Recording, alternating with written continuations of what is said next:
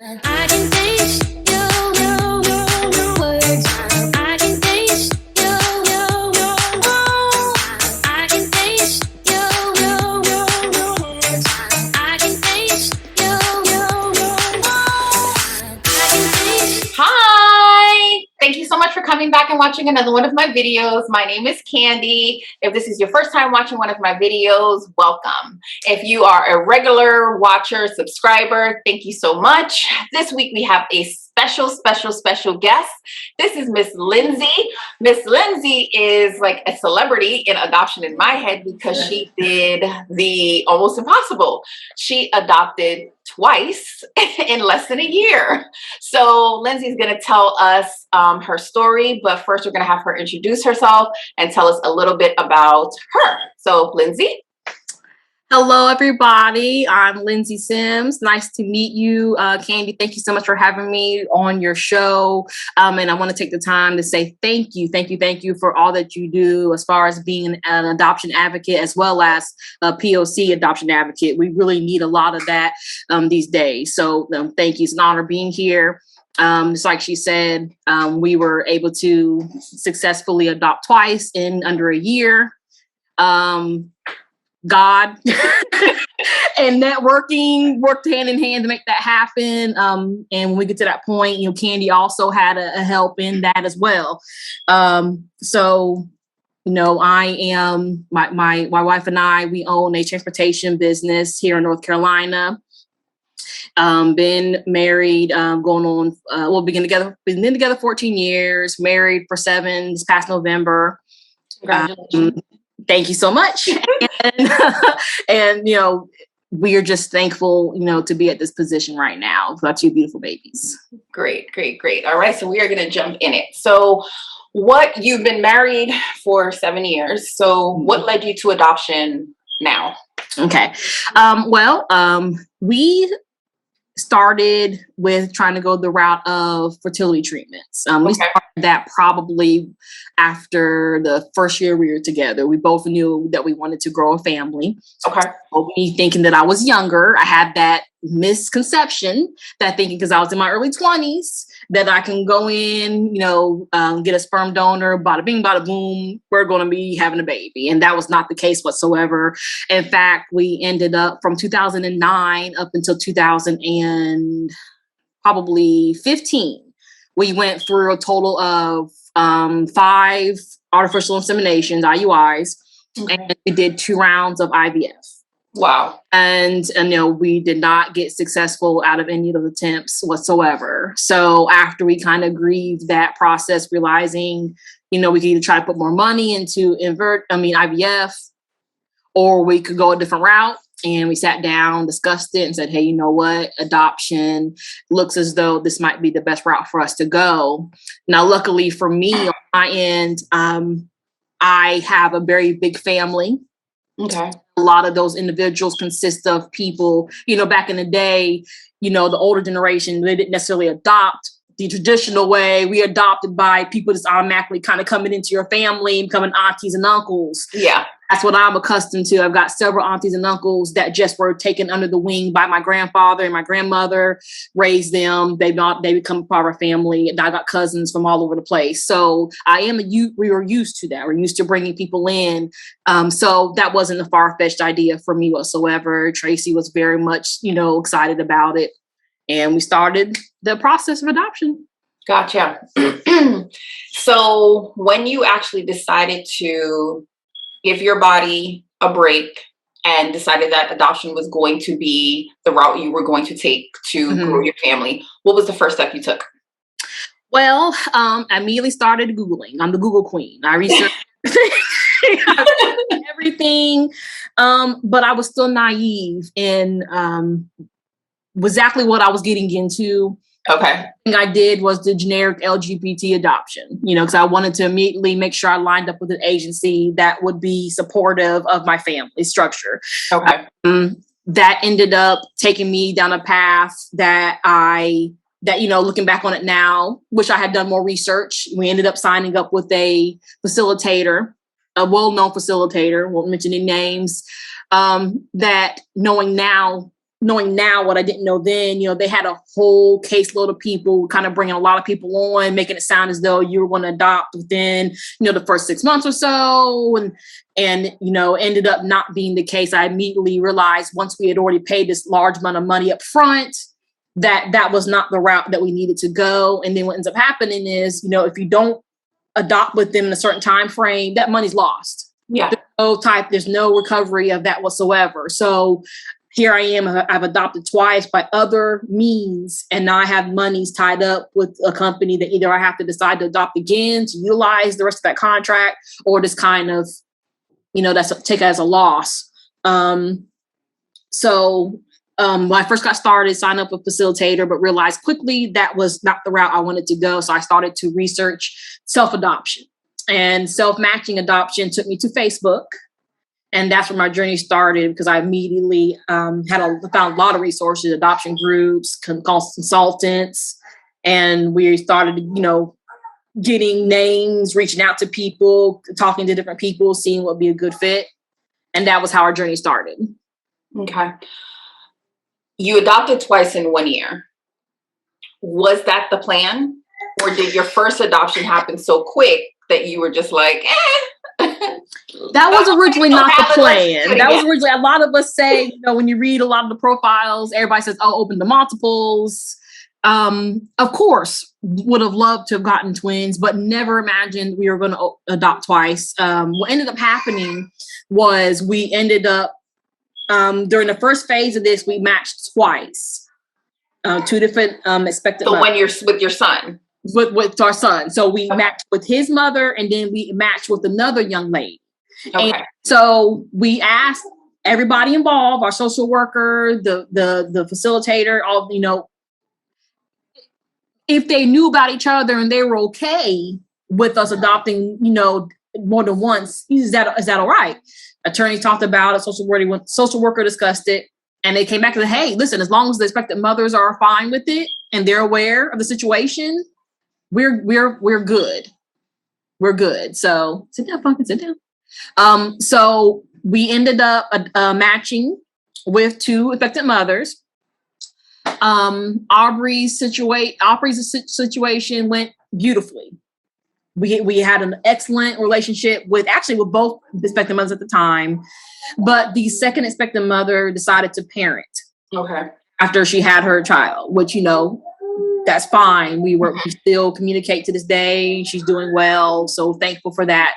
But after that ended, we had our hopes up for, adopting two, and leading into another question. We adopted Aubrey. Everything was finalized for him in November. Mm-hmm. And we took a month to discuss it.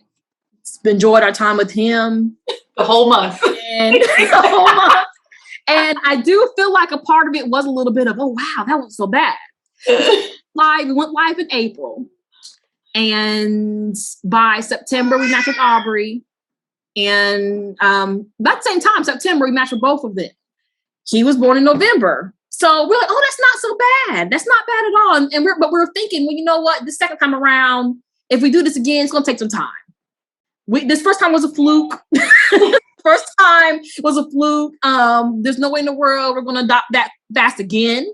And since it's probably going to be another year, and then you have people saying, oh, a lot of expected mothers, if you already have a baby, that kind of slows up the process too. So we're thinking, let's go ahead, let's go live, update our home study, so that we can at least be putting it out there, and maybe we'll find somebody that's due down, middle of the year, and see what happens. Because I remember the first time that I saw your profile, I said, are they holding a newborn infant in their hands? What is this? Literally, that was the only thing that I thought. I didn't think anything of your house, what you were saying. I didn't care. All I saw was a newborn baby. And I said, what are they doing? What about everybody else? What are we talking about? Who are these women? That's literally what I was saying. I know. I said, he still has amniotic fluid on him. And she's like, yeah, he's brand new, but we just want to go ahead and try again. I'm like, what's funny is this. Let me say this. Tracy is, she just turned 55 this year. 55. And I am 37. I'll be 38 next year. So what we thought is, number one, we've been waiting for going on over 10 years, to have a baby. We always knew that we wanted to have a bigger family, at least 2 children ourselves that were ours. I have a biological daughter who's 17, and then she has a biological son who's 30. So we both knew we wanted to have more than one baby, but with her age, being a factor, as well as the timing, we thought we probably won't, it'll probably take a year or so before somebody says, hey, we want to match with them because you have a baby already. We really did not see it happening as fast as it did the second time. Girl, let me tell you, you did it the right way, because hindsight, looking back at it, there should be no break. Yeah. You should come in and just boom, boom, boom. Because if you're attempting to, if you know that you're going to adopt, now of course everybody's different, finances, everything else, mentally. But if you know, number one, if you have the resources to be able to do it back to back, number one. Number two, if you know age is a factor for you. Number three, if you know that you do plan on adopting again, I definitely would recommend getting back on the saddle as quickly as possible, because like I said, you just never know how long it's going to take to be matched. I've got individuals that who were putting their profiles out before us that are still waiting for that family. And I understand how devastating it can be, especially that wait. I'm thankful, but I want people to understand this, how grateful I am that, we were blessed to have the opportunity pop up as quickly as it did. But I recognize it does not happen all the time. Yeah. I take that for granted. And so what I've attempted to do is still stay, so that if anybody has any questions, be like, a shoulder to cry on. If somebody has any questions, concerns, do my part in educating them off of what I've learned and what I'm still learning, just staying in the adoption, circle. So that's why when you reached out to me, said, hey, can we talk? I said, please, anything I can do to help shed light and educate those on what my process was and what I did, I'm all for it. We're going to pick up where we left off in a second. But when you started speaking to professionals, did you encounter any hesitations on their end first because you were African American or because you were a same-sex couple? Honestly, it was a little bit of the opposite. Okay. You experienced this yourself as adoption professionals. One of the first things they tell you is that there is a huge need for people of color adopting. Okay. That's how the first facilitator kind of wrangled us in, was by telling us, hey, listen, you guys being African-American women, your wait is not going to be long. We'll have you guys, set up with a match quickly because there is a huge demand for African-American families to adopt. And that is true. So I didn't have any issues with that. I did have issues with some individuals. I actually ended up having an attorney when I matched with Aubrey.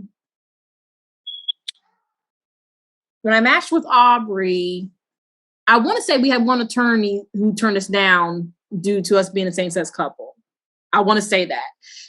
But we immediately found somebody else, and everybody else that we've dealt with, all our professionals that we have lined up with since that point have been phenomenal. A lot of things have changed. There's a lot of individuals who are very accepting, and they just want that child to go to a good home, and they want to do anything in their power to help get that done. So we've been fortunate. But yeah, the African American, you're going to find a lot of professionals are going to tell you that, hey, we're looking for families. We're looking for families desperately. Okay. Did you experience any disruptions? I experienced 2.5. 2.5. Okay. Well, it depends on what you want to label a disruption. I had 2. One ended up being a scam situation. Okay. So the first one, a consultant, the half one was a consultant caught it before we signed up. Okay. if you have a good consultant, if you have a good agency, you know, they do their due diligence. So what this individual did was they contacted a couple of people. They have like a board on their end. It's like how we have a board where we can, you know, research scams. Professionals have that too. And so they went online and they researched the young lady and come to find out, you know, she had done that previously where she said that she was going to match with somebody and then ended up changing her mind. And there's a difference between, you know, changing your mind from the beginning, like knowing you're not going to place at all. You're just trying to funds and having a disrupted adoption where you decide to parent. And off of her previous history, they knew that she was just taking advantage of us being an African-American same-sex couple, hoping that we were just going to be so gullible, you know, that we would just match with her. So she caught that in time and did that. The second one, we had a young lady match with us out of South Carolina, and we went and actually met her. Sat down, talked with her. You know, I went to an actual appointment with her, and probably within maybe 2 weeks of after that, you know, ended up not being able to reach her. And we were Facebook friends at the time. And then I started seeing her posting, you know, hey, just announcing everybody, I'm pregnant, you know, we're gonna be having a baby, And I immediately knew, okay, I said, so I see what this is. So what I found out later was that she had matched with multiple families. Okay. Was securing monies. Was this a self match? How did this was a self match? So so in one of the groups, I answered one of the situations, and she reached out to me privately. Very sweet young lady. Never gave you any type of indication that was what's on her mind. I did not, and I think depending on the person, some people are just, you know, desperate and they're just trying to figure out ways to support themselves when they may not have help. So the young lady, even though I was hurt by what happened, I think I was spared because I think she connected with us on a level where I don't want to do that to you guys. Okay. So unfortunately, she took advantage of other families way worse than what she took advantage of us. She ended up kind of taking mercy on us and bowing out and just disappearing. And come to find out, I heard that later on she was receiving monies from multiple families throughout her pregnancy up until she had the baby. Then she changed her mind and decided to parent. She kind of let me and Tracy go, you know, and said, hey, listen, I'm not going to try to take advantage of you guys. I'm just going to ghost you. And then later on, I found out what happened. So that was the second disruption. The third one was the young lady who decided to parent. With Aubrey at the same time. Mm-hmm. Okay. When you matched with Aubrey's mom, was that through the facilitator that you worked with initially? Yes. So so what ended up happening was when I posted one of our monthly, you know, updates, you know how you do when you go on Facebook and you say this, you know, hey, expecting mothers, just want to touch base, we're here. She ended up responding on one of my commenting saying, hey, listen, you know, I am looking for African-American families. On Facebook, she commented. On Facebook, yeah, the actual consultant. Okay. African-American families. I don't have a lot. I have a young lady who's interested in matching, but I don't have any African-American families to show her. Would you be open to me showing her your profile? So we said, sure. That ended up being the disrupted one. Okay. She did what she said, what I'm going to do is end up being the disrupted one. We kept our profile with her. So when she matched us twice with two different expectant mothers. So Aubrey's situation and the other lady situation, we matched with one individual. One young lady, very, very sweet lady. I would recommend her. She actually runs a site where she does her own profiles. Very inexpensive, very small monthly fee. And she was the one that caught the first scam. Was the one, she held our hands through the whole process. You know how some facilitators and some consultants, they say, you know, reason why people shy away from them is because once you match, they kind of like, you're on your own. A lot of people have that vision of you're on your own. We matched you. Now you got to figure out the rest. No, she helped us find our attorney. for the states that we were adopting out of. She contacted us and the expected mother every week, just touching base, see how everybody was doing. So she did it the proper way. She was a true consultant. What was I saying? about the match with Aubrey, like how that happened. Yeah, so that's how. So what ended up happening with that is, okay. So when she called me and she said, I have a young lady who wants to meet you guys. She saw your guys' profile on my website. She wants to talk to you. Okay. Well, at the time we were like, oh, we've already matched because we matched with the disruption first. Then we matched with Aubrey. That's what the problem was. We matched with the disruption first. So we're like, well, we already got somebody. And she's like, okay, well, I don't know if she's going to feel comfortable, at the time. This is when it first started. It's like, I don't know if she's going to feel comfortable if you guys have another match. So what I'm going to do is there's another family that we're looking at. I'm going to let her speak to them. And, if anything changes, I'll let you know. So she called us and said, hey, listen, she said she just had an interview with the other family. And she said, I'm going to be honest with you, that was probably one of the worst interviews I've had in the 15 years that I've been doing this. She said, so what I would like to do is have it to where I'm going to talk to her about the situation, let her know what's going on, see would she be open. She called me back literally 5 minutes later and said, I talked to her and she said that you were her first pick. And that she does not care if you guys are matched with another family. She feels like you guys will be, able to handle that. She willing to speak to you. We talked to her on the phone that same night. She said she wants to talk to you now. Are you ready now? It's like, okay. Yes. We're available. We're ready. We're available. Got on the phone, talked to her, immediately connected, and it was awesome. Ever since we have an excellent relationship. We talk all the time, get pictures all the time. We communicate beautifully. And that's another thing too, when it's right, everything falls into place like it's supposed to. How far along into her pregnancy did you match? We matched, I think she was already, we matched in September. He was due in December. So what's that? September, October, November, 3 months. So she was about 7 months, 7 months. 6, 7 months. Mm-hmm. Okay. Mm-hmm. Yes. So she was due December the 7th, and she ended up having him November the 5th. Okay. So a little early. Literally. So he's early. He was early, but she already knew that with her previous pregnancies. She ended up going early on all her previous pregnancies. So she said, just let y'all know. Most likely I'll be doing the same thing here. And sure enough, yeah, she did. Okay. All right.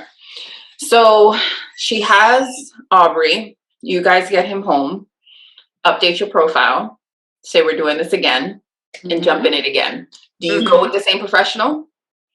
So yes. So we immediately contacted the people we dealt with before and said, hey, here's what's going on. We want to go live again. How do you feel? Supportive. Every single person was supportive. So we immediately we put our profiles back on with the first consultant, the second consultant that we were dealing with, immediately started sending the situations again. And we let our attorney know. And we also let our home study provider know as well. Because our home study was due to renew in March. So we went live again I say officially in January is when we went live again. But like I said, I wasn't really too worried because I'm like, oh, we'll renew the home study here in a little bit because we got time. Ain't nobody gonna pick us anytime soon. No. No, that was not the case at all. So if it's okay if I go ahead and go into how the yeah. Okay. Yeah. All right. So I think if I remember correctly, you had posted a situation in groups, and I kind of just did a shot in the dark saying, hey, I sent you a message. Hey, listen, do you know if, the expected mother would have a problem with us just having recently adopted, a baby? And it's funny because you literally said, I was just thinking about you guys. I was. As soon as I spoke with her, and I heard the situation. I knew her preferences, and I knew you didn't fit the preference because I knew you had just adopted. But immediately I still thought about you two.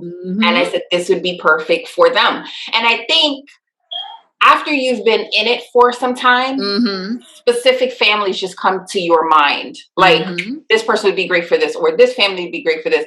And you just came right to my mind. So it's like, it was less than 3 minutes after I posted it. You immediately messaged me, and I was like, I was just thinking about you. Yes. I was just thinking about I was you. nervous. And you know, the thing is, you and I are both very big on respect the mom's preferences, respect the mom's preferences. And as soon as you messaged me that, I said, I'll message her and I'll ask. Let me ask, because it doesn't hurt to ask. And so I called her and I said, hey, listen, there's this great family, blah, blah, blah. And I already knew the laws of our state because we're in the same state. And she was like, well, you know, how many children are they approved on their home study? I was just shooting anything in the dark. I was like, yeah, no, they're approved. Yeah, no, yeah, they're good. Yeah. She was like, okay. Yeah. So when you came back and said, hey, listen, she said, you know, she's open to that. I sent the email that morning, I believe, noon. I got a response from her that evening saying, hey, I'm going to be forwarding your profile with a couple of others that I received to the mother, and I'm going to reach out to you as soon as I can give you an update. I was like, okay. I said, well, how many families altogether, if you don't mind me asking, how many families, you know, have submitted situations? She said, I'm up to 5 right now. There's a couple more coming in. She said, but as of right now, like 5 of the families. I was like, okay. So I'm like, I want to see. Now, I'm going to lie, in my heart, I had a good feeling. I had a good feeling, but I didn't want to get my hopes up. So the very next morning, she sent me an email saying, hey, I need you to give me a call at this number. I need to go over some updates with you. I was like, oh my God. I said, Tracy, I said, I think this just like a business happening. She's like, are you kidding me? Are you serious? I'm like, yeah, I think this is it. I said, but hold on, let me just see what she has to say. And I will tell you this as well. Same thing. Facilitator, wonderful. Wonderful. I love, I don't know, can I say her name? Guys, I don't know. You can say the first name. Okay, Jody. Love her to death. Love her to death. To the point that she hit me up for New Year's. New Year's to you, just following up to see how are you and the family doing. A lot of people give facilitators a bad rap because there are some out there that are not in it for the right reasons. But if you do your research and if you talk and you ask questions, you will find some that really sincerely are in it to assist you with your journey. And so she immediately was like, hey, listen, the young lady went through the profiles, immediately was drawn to you guys. She wants to talk to you all. But what she wants to do first is she wants to go over it with her boyfriend. So we got very lucky. And I say lucky because with Maya, her mother and father were together. So we were able to build a relationship with both parents. That was phenomenal. And so they both picked us. So that was the thing that really just touched us. So what ended up happening was a young lady said, I'm not going to tell my boyfriend who I've chosen. I'm going to let him look through the profiles himself and then give his opinion. And then we'll go from there. Got a call about 2 hours later saying that he went through the profiles and he said, this is the family right here. I want to talk to this family right here. Exact same profile. So we had a meeting with them. We hit it off beautifully. I think it was almost like on a goosebumps level. You know, when you were talking to somebody and you just had the same thought process and you just had the same goals for this child and they understand, you know, that, you know, you're doing this as an extension of them. I tell both of my children's birth mothers that we are an extension of you guys. We are what we're doing is we're stepping in and we are building that bridge so that you can relax and knowing that your child is in excellent hands, is going to be loved, is going to be taken care of, is going to be shown that they can be the best they can be. And they're also going to know that they have a whole nother support group over here so that they know they've got multiple people in their lives that love them. Mhm. And we were just able to bond over that experience. And the same thing happened. Now, that situation, that was a little crazy because she was also, she gives birth early. She were previous pregnancies as well. So at the time, I think we matched possibly in like February, and they were, well, no, February or March. March. It was March because our home study was due to expire. And they were pretty much like, hey, you need to go ahead and get this done and get this done now because she was starting to have Braxton Hicks. And they were worried that she was going to go into early labor and our home study was not done. And normally, you know, most facilitators, most agencies, period, you're supposed to have a home study done. But once again, they took a chance on us and said, hey, if you guys can get this wrapped up, you know, we will wait. We will wait for you as long as we can until we have to move on if you guys don't get it done at a certain time. Call my home study provider. Hey, hate to do this to you. I'm going to need a rush. I'm gonna need a rush.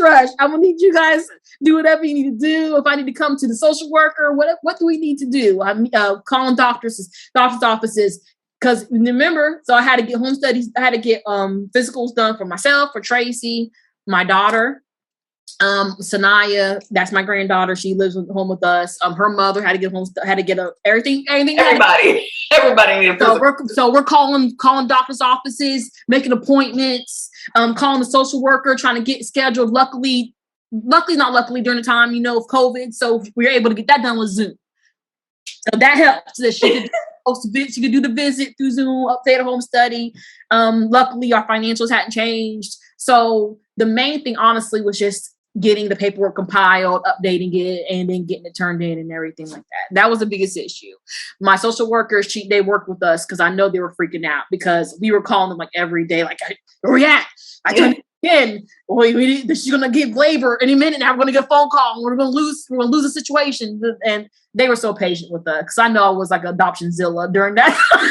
I was. And Tracy's like, Lynsey, calm down. We're going to get it. I'm like, no. It's not baby. We need to get it done. Get it done today. But it ended up working out. We got our home study completed. And she ended up having a Maya in April. So a month. A month. Wow. Like literally a month. She had her a month later. And I'm sure the ink wasn't even wet on our home study. I'm sure it was. Yeah, but so we ended up, I think in fact, with Aubrey, some paperwork, that's with him, my home study was done, but there was some paperwork we needed for the courts. And our home study provider was out of town, do the college visits with her daughter. And I remember having to call her when we were out of town. We're sitting here in Arkansas, trying to get everything straight. And she's like, honey, she's like, I'm out of town. You'll have to wait till I get back. And I'm like, oh my God, we're going to miss the court date. And they're gonna... So this adoption journey is not for the faint of heart. It's not. You have to be built different. You have to be built so different. Yes, you do. But if you have a good team, it makes it work. It really does. And girl, I know I took you off topic like 16 different times. Oh, that's okay. That's okay. So you made it to her state.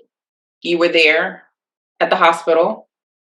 Everything worked out fine. Everything worked out fine. One of the things that, those commercials that you see on TV where they have difference between your first baby and second baby, like the diapers commercials, the first baby, you're just all, over-prepared. Over-prepared. The second time, you're like... So it was kind of like that with us. The first time we brought everything.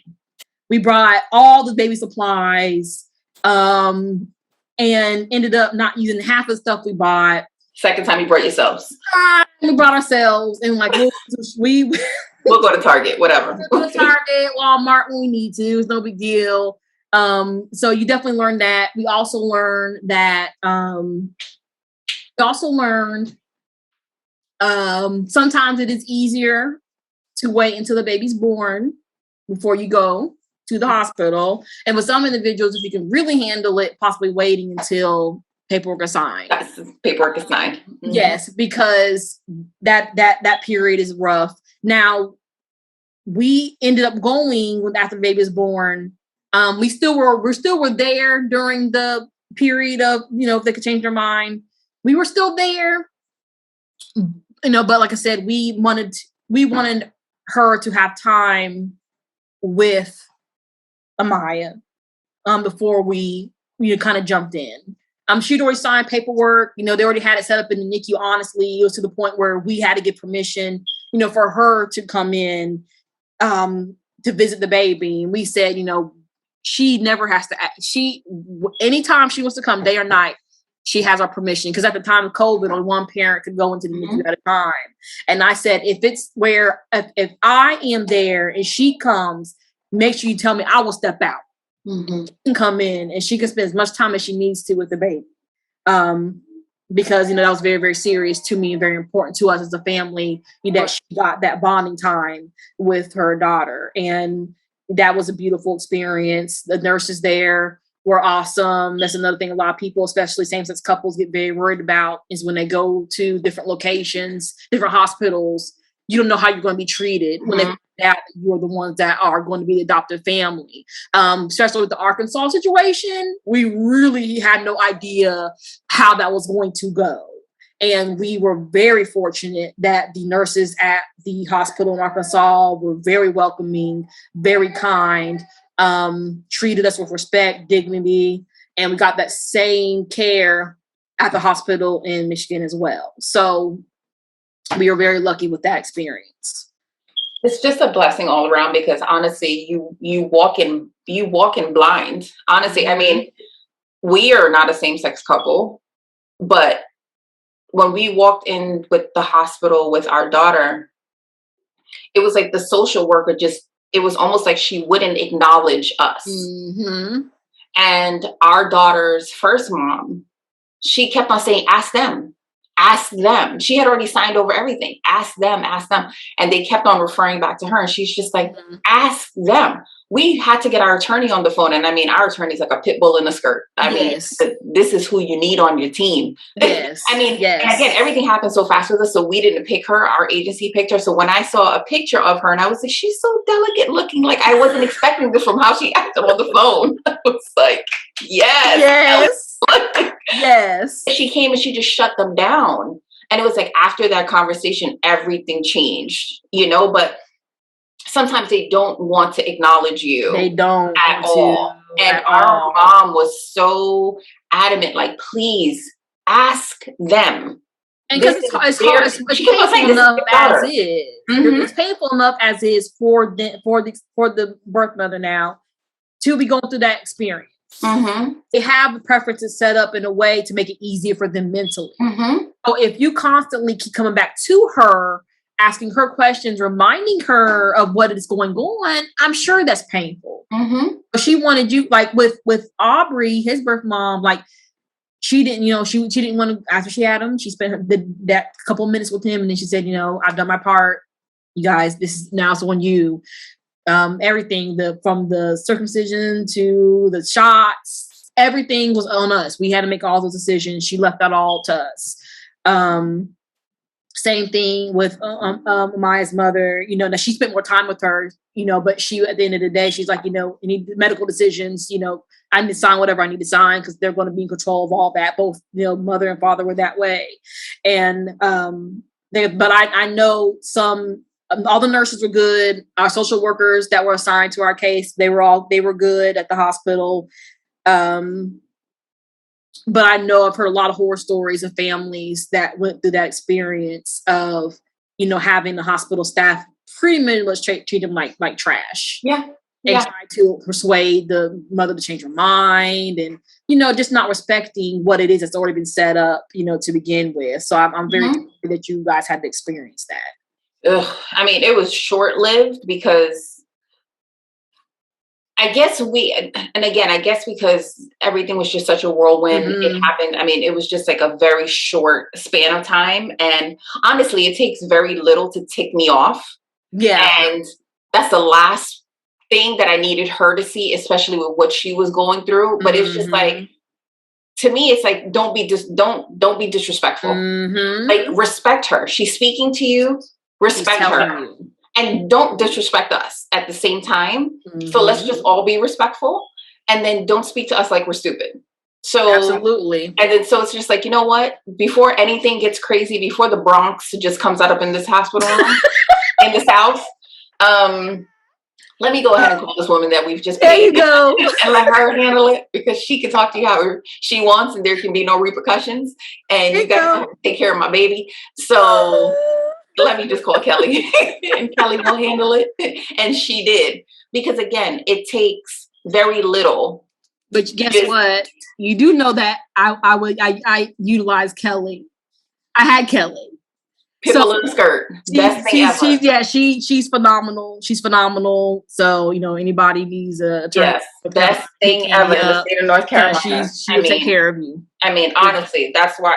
Listen, she checks in with me as well. Yeah, she unfortunately ended up not even to need her. You know, utilizing her because of all my situations were out of state. Mm-hmm. She still checks in. Hey, how's everything going? She's the best. She honestly is just the best. She's so dope. Okay, so you rarely hear about a family adopting twice in 1 year. Mm-hmm. You did it. Do you think that there was anything that set you guys apart? I will be. Or do you think anybody could do it? I really do think our profile. I think our profile is what did it. Once again, the unnamed facilitator that we signed up with before, they did our profile for us originally. That was part of their package. And our to me, honestly, our profile was not good. It was very dark. The way that they created it was just kind of very hard to me. But at the time, I didn't really think about. I was just so ready to go live that I didn't say, "Hey, I want this redone. I need to be redone. This is not looking right." So when we started researching and finding, consultants, we signed up for our first consultant. And then when I turned in our profile, she said, "Hey, this is not good." She said, "I'll be honest with you, this is not a good profile. So do you mind?" In fact, it was so poor that they offered to do it again for free. A lot of places they charge consultants, they charge for creating a profile for you. Ours was so bad that she said, "Can we do it we will do it for free. Please let us redo your profile." We said, sure. She redid it. It was beautiful. Like tears brought to my eyes, beautiful. And within a month of creating that first profile, we immediately started matching. We immediately got getting phone calls. And I know that, so all they did when it was time for us to do our second adoption, all they did was put an insert in there of, hey, this is our newest member of our family. Here's a picture of him. And it just flowed so well with the first one. Same thing. I know that both mothers said our profile was what drew them in to wanting to get to know us more, because it was warm.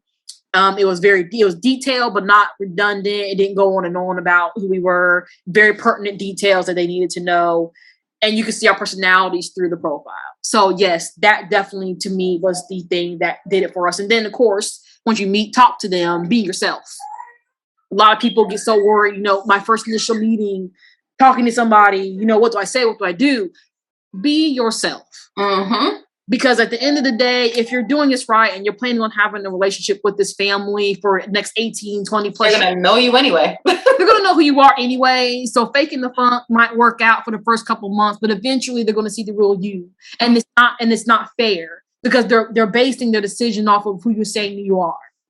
No matter how much background check they can do, no matter how much clearances they can get, no matter what, this family deserves to know who's going to be who's going to be taking care of their child. Mm-hmm. So we always try to make sure that we were as sincere as possible, good, bad, and ugly. This is who we are.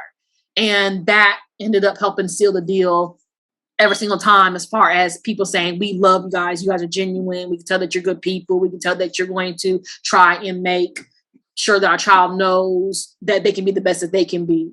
I know that's cliche, but it's the truth. Like that. And we also made sure that we were going to include you as well. This is a group effort.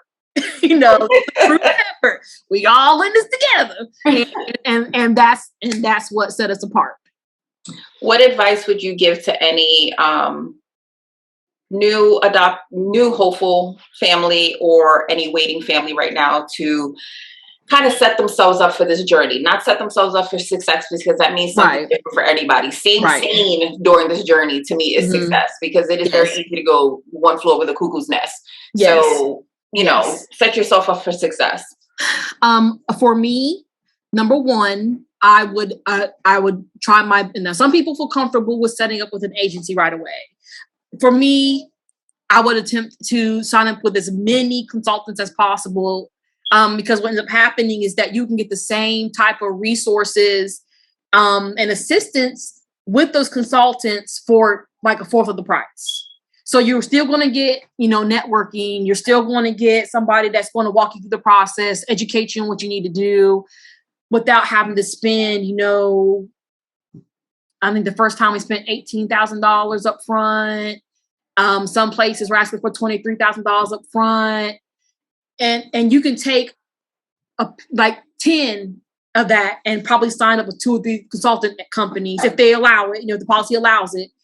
Now you have multiple places that have your profile that are helping you network with matching, sending you situations. That is what I would recommend, that gets you out there. Also, there's sites that you can get on, not these, like Adoptimist, not stuff like that. We did that for a little bit, but honestly, that opened you up to a lot of scammers. There are some individuals that do have sites where they'll let you post your profile for a small monthly fee. I signed up with like 2 of those. Really just, and then of course, Facebook, excellent resource. I know that sounds crazy, but it's an excellent resource as well. There's just, I don't know if you noticed, just this past week alone, I seen like every other day there's a situation that they're posting on a Facebook group. Don't be afraid to put your information out there. A lot of people see about 300 profiles posted and they're like, oh, I don't feel good about that, but never know. You never know. And then to make sure that you're adhering to the request of whatever the expected mother's posting, that damages a lot too, because you have a lot of people that will say specifically, this is what I'm looking for. And then you got, you know, 300 profiles of people saying, I'm not in the area, but if you change your mind, or I'm not African American, but we have African American neighbors. You know, and that just makes it way more complicated for the expectant mother. They get frustrated, and then people who really legitimately do fit that profile, they get discouraged, and they said, "I'm not even going to bother," because they just get lost in the pool of comments. They get lost in the pool of comments. I've seen so many situations come up this week that were saying they either want an African American family member or African biracial, and you just look and see a lot of people posting that nowhere meet that criteria, and you're like, now. But I recommend consultants. I recommend signing up with consultants, because you get all the same resources, all the same networking at half the price. And now that means that you have money available to assist you with the actual, after you match, and you need to take care of any birth mother expenses that you may run into, or your travel expenses that you're going to run into if you have to travel. Now you have more money to take care of those things. What about the families? Because, you know, the majority of families that are self-matching, they're self-matching because they don't have the finances to sign up with. They can sign up with a consultant, but they can't afford the fee that comes with the agency. Do you have any advice for them?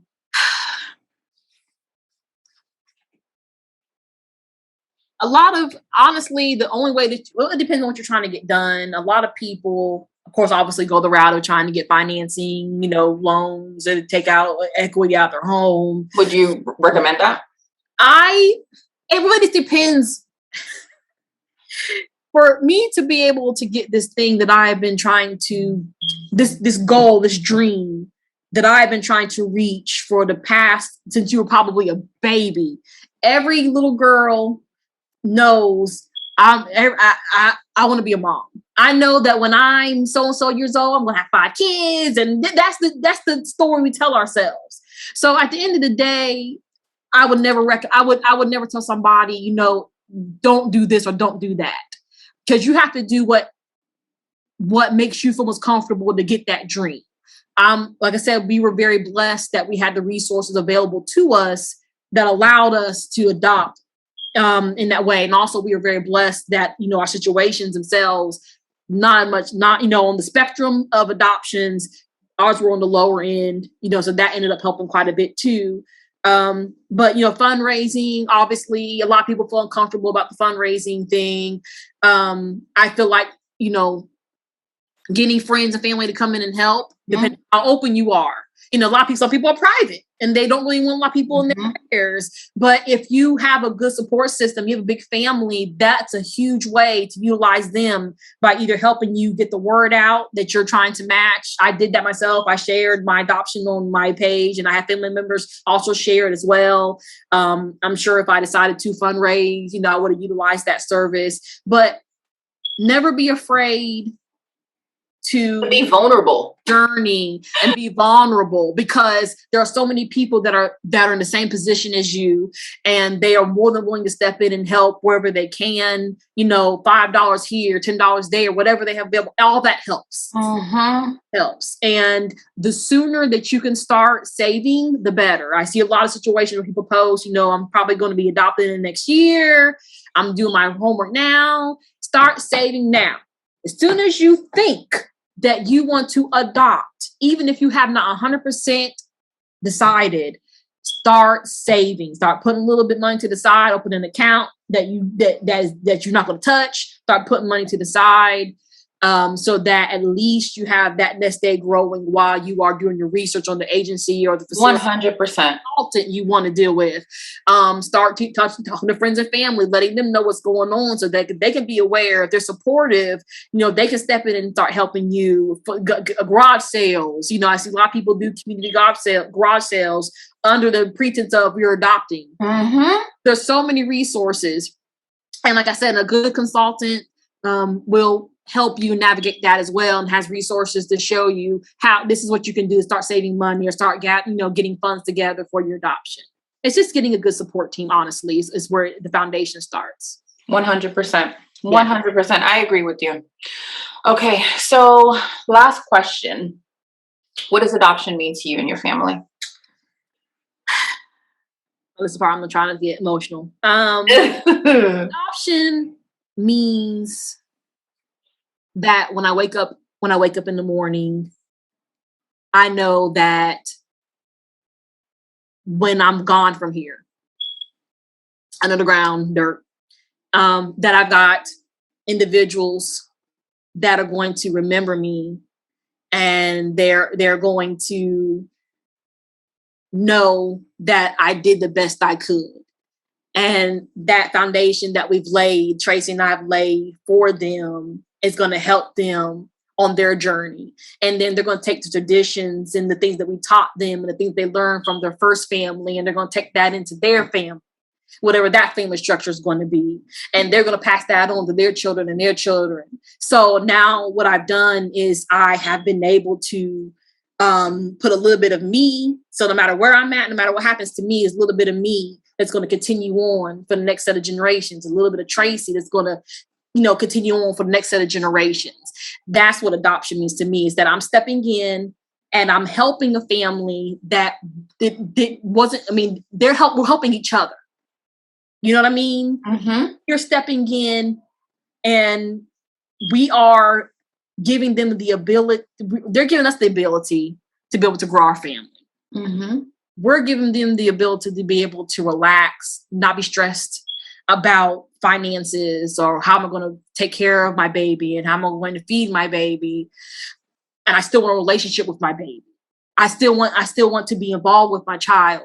We are working together as a community, making sure that we are going to raise this child the best that they can be. They can have the best foundation possible, so that they can be an excellent member of society, and then pass that on to their children, their children, their children.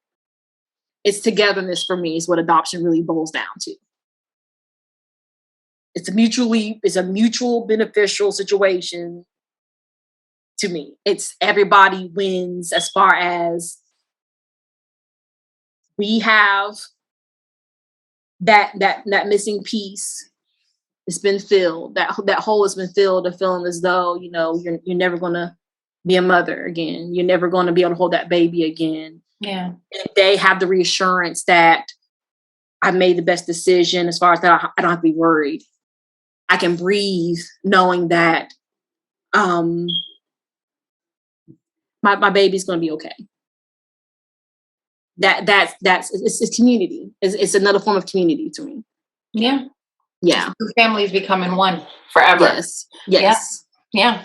It's beautiful. Yes, ma'am. It's beautiful. Yes, ma'am. Well, don't man me, girl. Don't do that, y'all Southern selves. Man, I hated that when I moved down here.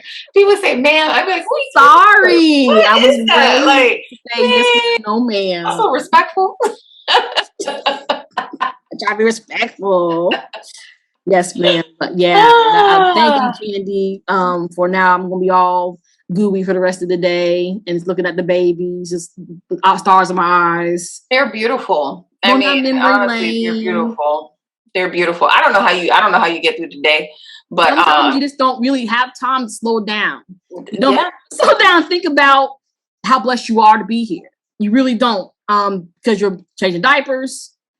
You're running around feeding the formula. You're chasing. Aubrey's walking now, so he thinks he is running the house. So literally, yeah. One of us is always like, "Hey, I got to go do something. Hold the baby for a minute," and then you don't see them for like another hour. You said a minute, like, like I gotta go clean the car real quick. Hold Aubrey, I go clean the car. I'll be right back. Oh, you gotta clean the car at 7:00 in the morning. Why not? So it's funny. That's a little running joke. But we are thankful. We have a good team here. My daughter helps tremendously. Courtney, Sanai's mother, helps tremendously. Oh my gosh, she's a godsend. Like, if we didn't have Courtney here, I don't know what in the world. Me and Tracy, we probably would have aged like 3 years. You would have been like, Lynsey, she looked like. It takes a village. Dang. It takes a village. It really, truly takes a village, for real. It takes a village. Hold on. Come and say, you trying to be nosy anyways. Come here. This is Sanaya. This is my 8-year-old granddaughter. Say, hey, Miss Candy. She can't see you. Beautiful. Say hello. I only see the top of your head, but I know it's beautiful. There you go. There she is. Hi. Say hi, YouTube. Okay, so she it's funny when he first talked about wanting to do another baby. She said, "You guys can adopt another baby, but it has to be a little girl." She said, "I don't want any more little boys." I was like, "Oh man, that's." Aubrey didn't live up to her expectations.